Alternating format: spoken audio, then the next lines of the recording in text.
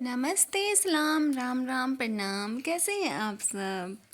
और सावन की आपको ढेर सारी शुभकामनाएं। कैसा जा रहा है आपका सावन का महीना और भोलेनाथ की कृपा? सावन के महीने की बात ही निराली होती है, ये तो आप सब जानते हैं। और भोलेनाथ की कृपा प्राप्त करने का ये खास महीना होता है। लेकिन भोलेनाथ की पूजा क्यों की जाती है, ये बहुत कम लोग जानते हैं हम में से।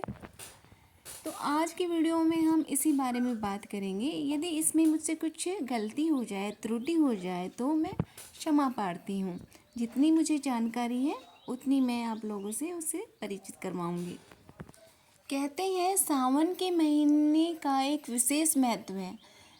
सावन के महीने में जो पूजा की जाती है उसका एक विशेष फल प्राप्त होता है, और विवाहित और अविवाहित सभी के लिए ये शुभ फलदायी होता है। इस माह में शिवजी भगवान की पूजा की जाती है। पूरे माह शिवलिंग पर जल अर्पण किया जाता है और उन्हें तरह तरह के नैवेद्य पदार्थों से प्रसन्न किया जाता है। हर नैवेद्य का कुछ विशेष फल होता है। लेकिन सावन में ही शिव जी की पूजा क्यों की जाती है, भोलेनाथ को क्यों मनाया जाता है, इसके पीछे एक पौराणिक कथा है। कहा जाता है कि सावन के महीने में ही समुद्र मंथन के दौरान विष निकला था। समुद्र से निकले उस विष को देखकर सभी देवताओं में हाहाकार मच गया। तब भगवान भोलेनाथ ने उस विष को अपने गले के अंदर धारण किया था। लेकिन उस विष की गर्मी की वजह से उन्हें काफ़ी जलन महसूस होने लगी और उनका क्रोध बाहर आने लगा। इससे सभी देवता भयभीत हो गए।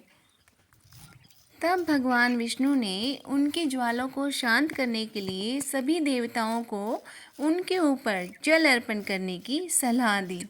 तब सभी देवताओं ने उनके ऊपर जल अर्पण किया और माता पार्वती ने उस विष को उनके गले में ही रोक दिया। इस प्रकार से उनका क्रोध शांत हो गया और विष के कारण उनका गला नीला पड़ गया था, और तब से उन्हें नीलकंठ कहा जाने लगा। नीलकंठ महादेव की पूजा इसलिए श्रावण मास में की जाती है, और तभी से श्रावण मास का महत्व बढ़ गया। सभी श्रावण मास में शिवजी भगवान को जल अर्पण करते हैं। कहते हैं कि श्रावण के महीने में ही माता पार्वती और भोलेनाथ भगवान भूलोक पर निवास करते हैं, और चातुर्मास के कारण भगवान विष्णु योग निद्रा में सोए हुए रहते हैं। इसलिए उनका काम भी भगवान शंकर संभालते हैं, और वो कृपा भी हमें भगवान भोलेनाथ से प्राप्त होती है। एक और कथा के अनुसार कहा जाता है कि सावन के महीने में ही माता पार्वती ने भगवान भोलेनाथ से विवाह करने के लिए, उन्हें प्रसन्न करने के लिए कड़ी तपस्या की थी। और श्रावण के महीने में ही भगवान भोलेनाथ अपने ससुराल गए थे। तब उनका जलाभिषेक कर उनका स्वागत किया गया था। तब से श्रावण महीने का विशेष महत्व माना जाता है, और श्रावण के महीने में उन पर जलाभिषेक किया जाता है। कहा जाता है कि सावन के सोमवार के व्रत करने से कंवारी कन्याओं को मन चाहे वर की प्राप्ति होती है, और विवाहित स्त्रियों को अखंड सौभाग्य की प्राप्ति होती है। श्रावण के महीने में ही कांवड़िए कांवड़ लेके आते हैं और भगवान शंकर पर गंगा जल अर्पण करते हैं।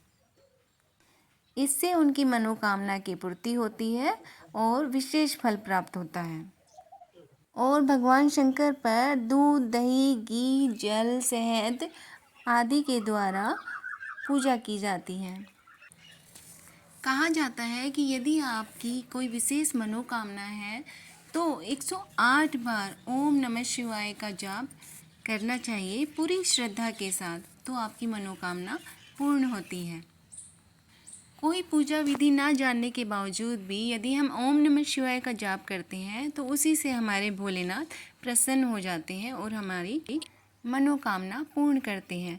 वैसे कहा जाता है कि गन्ने का जल भगवान शिव को चढ़ाने से लक्ष्मी की प्राप्ति होती है, दरिद्रता का नाश होता है। दूध चढ़ाने से मन की शांति प्राप्त होती है और विद्यार्थियों का पढ़ाई में मन लगता है। शहद से ऐश्वर्य की प्राप्ति होती है, धन धान्य की पूर्ति होती है।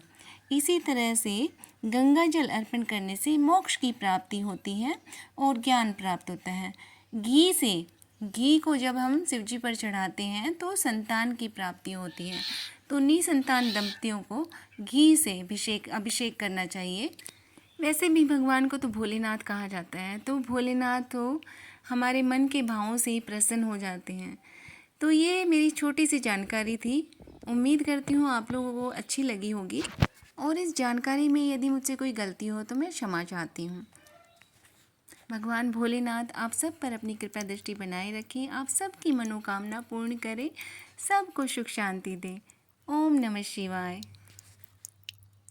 बोलिए हर हर महादेव। जय शिव शंकर, जय भोलेनाथ।